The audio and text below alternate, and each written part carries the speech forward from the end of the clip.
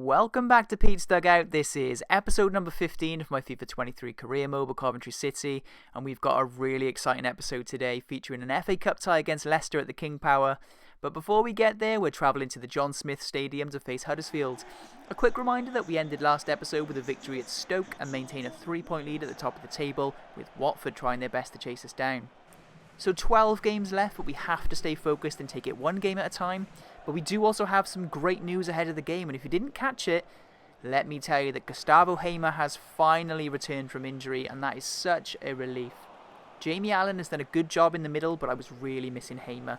He's so important to what we do, both attacking and at the back, and it also improves our squad depth for the end of season running.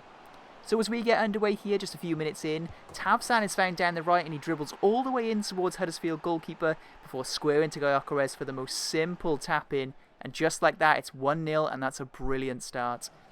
That's 43 goals now in 35 matches. Ridiculous from the big Swede, and he's ready for a new challenge in the Premier League for sure. And speaking of, at the time of recording this, the Sky Blues are 2-0 up against Birmingham and look on course to make the playoffs. And what a story that would be if they were to make their way back into the Premier League. After the season they've had, so many challenges with the stadium, administration, the club sale, even the kit manufacturer went into administration. But yeah, I'm certainly rooting for them to get back into the Premier League, and can you believe it would be the first time since 2001? But straight from kickoff, Huddersfield gifted us the ball back, and we took a 2-0 lead after a ridiculous finish from Kim. The South Korean spots the keeper off his line and bends it in beautifully with his right foot to give us a commanding lead with just 7 minutes gone. But going back to the Coventry and Birmingham game, I was keeping up with the score on Soccer Saturday, and it's a really sad day for football fans because Jeff Stelling announced that he's leaving at the end of the season. And I know he said the same last year, but he confirmed it's definitely happening this time and he is going to leave. And he's hosted Soccer Saturday for over 25 years, so it's definitely not going to be the same without him. Not sure who they're going to sort of bring in to replace him either. I can only imagine how hard of a job that is to keep up with everything that's going on in real time and have that much knowledge of all of the sort of the football leagues. It's hard enough making YouTube videos, and this isn't even live. But anyway, congratulations on a fantastic career to Jeff Stelling. I'm sure he'll spend his free time getting to some more Hartlepool games, which is probably not the most relaxing retirement plan, if I'm honest. So it's 3-1 at the break, but if I'm being honest, the scoreline could have been so different if Huddersfield had taken their chances. Work to do in the second half for sure, and I did make a tactical change at the break to freshen things up, with Colwell coming on for Thomas, and he was involved straight away after Gyökeres drives forward. He plays a perfectly weighted through ball to the Welshman, and Colwell finishes calmly past the on-rushing goalkeeper to make it 4-1, and that is surely game over. So after the fourth goal, I took Gyökeres and Sheaf off for Walton and Eccles. A good rest for those two ahead of the Leicester game, and important minutes for the youngsters as well. And just past the hour mark, we almost made it 5 after Bidwell advances down the left. He pulls it back smartly to Walton, who hits it first time, but it's a good reaction save from the keeper. And from the resulting corner, there's no Gyökeres this time of course, but Panzo gets his head to the Kim cross, and the keeper has had an absolute nightmare. He flaps at the header and it bounces off his gloves and into the back of the net. So it is 5-1 after all, and with over 20 minutes left, we weren't done there. The subs, Eccles and Walton link up again through the middle of the park, and Colwell lays it off for Kim. He takes a big first touch to give himself space down the left and smashes it into the top corner to make it 6-1. And it was time for more subs after that 6th goal, with Palmer and Allen on for Tavsan and Kim. More key players earning a rest before the game against the Foxes, and with 5 minutes left we were looking to make a statement. We win the ball back in our own half, and Allen goes on a big run with his fresh legs. He plays a lovely 1-2 with Walton to create space down the right, and he's away. He paces down the wing before crossing to Palmer, and that is the best finish of the lot. A side-footed volley on the run into the top corner, and it's 7-1.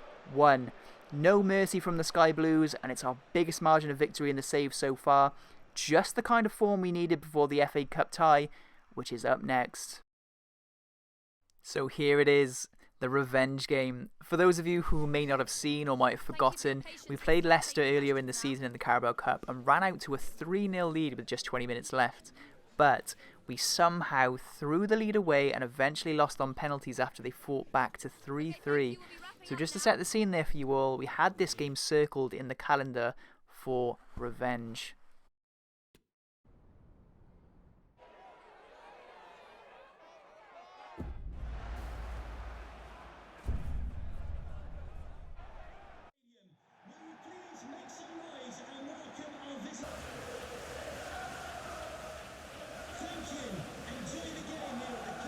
I did make 2 changes at the back with Dabo coming in at right back and Super Ben Wilson in goal as my cup goalkeeper. I still cannot believe he scored last week against Blackburn. There was a hint of handball in there, but he won't care. And what an important goal that might turn out to be for Coventry's playoff chances. 95th minute equaliser, which is just crazy. But 20 minutes into this one and both teams had their chances. Both goalkeepers looking sharp as Gyökeres takes a heavy touch before Sanchez intercepts bravely. But 26 minutes in, we continue to attack down the left with Kim. He plays a 1-2 with Thomas and then slots in Gyökeres, whose touch is much better this time. He tees it up on his weaker left foot and it cannons into the back of the net. Talk about a big game player. The top scorer sends us into the lead and it's advantage Coventry. I know I spoke about this situation at Leicester in the last episode, but I didn't really touch on the impact relegation might have on this squad. So we know, of course, that Tielemans is likely going to leave as the relationship there has gone sour. But they would surely lose Harvey Barnes and Maddison as well. Maddison did come through the Coventry Academy, so how about a nice reunion story? I'm sure the Sky Blues would love that one. But they've got a huge relegation 6-pointer coming up on Monday against Everton, and that will be such an interesting watch. Dyche obviously knows his way around a relegation battle, but both teams have massively underperformed this year. So Coventry take a 1-0 lead into half-time and everything was looking comfortable until Ronnie Edwards stayed down after a challenge from Maddison of all people. Maybe he won't be welcome back after all. Tough one to take though, as he's been solid at the back for us, but stretches out and Rose comes on in his place. Fingers crossed it's not a big injury, but it doesn't look good. Leicester did have a chance with Vardy just past the hour mark, but he snatches wide, and so far it had been a lacklustre performance from the Foxes. But time for subs just after that, with Blackman and Colwell coming on for Bidwell and Thomas. Looking to really take advantage of the lethargic Leicester, we get the ball forward to Tavsan, who curls in a delicious cross to Kim, and that's an outrageous point-blank save from Sanchez to keep them in the game. The resulting corner comes in though, and there's nothing the Spanish goalkeeper can do about this one. He's rooted to the spot as Gyökeres powers a header in to make it 2-0 in the tie. The game did thankfully come to a grinding halt after the second goal, but Leicester did have a big chance in the 85th minute as Maddison plays in Vardy one-on-one, but Ben Wilson rushes out to close the angle and he makes a brilliant save to keep the score at 2-0. And that would do it. Revenge for the Sky Blues as we go marching into the quarter-final of the FA Cup. So as we head back to the office, we see the rest of the 5th round results and we also find out the extent of Ronnie Edwards' injury, and it's a knee ligament injury. 4 months out and his season is done. That's a bitter pill to swallow, but injuries do happen, they're a big part of football and we have to adapt. We also find out our quarter-final opponent in the FA Cup, and Coventry City have been drawn against Manchester United. What a tie that'll be, especially now that we've lost one of our starting centre-backs, but you've got to beat the best to be the best, and challenge accepted. So it's Boro for the final game of the episode then, and it comes just 3 days after the FA Cup game against Leicester.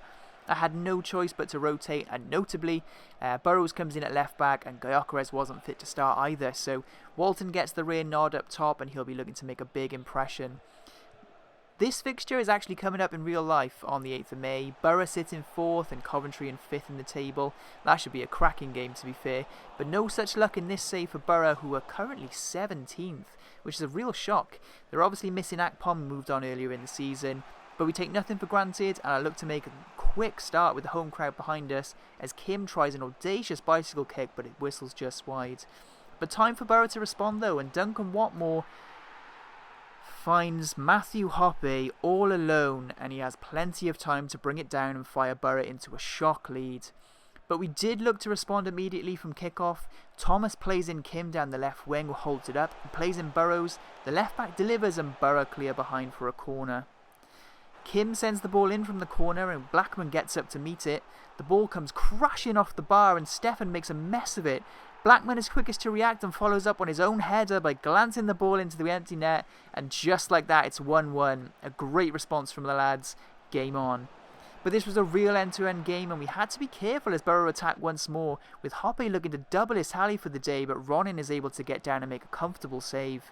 But just before half-time now, and it was Borough who were ending the half stronger, taking full advantage of Burrows over on that right-hand side, and it's almost a carbon copy of the first goal as Watmore cuts it back to the middle, but it's Willis this time who fires home near post to make it 2-1 to the away side.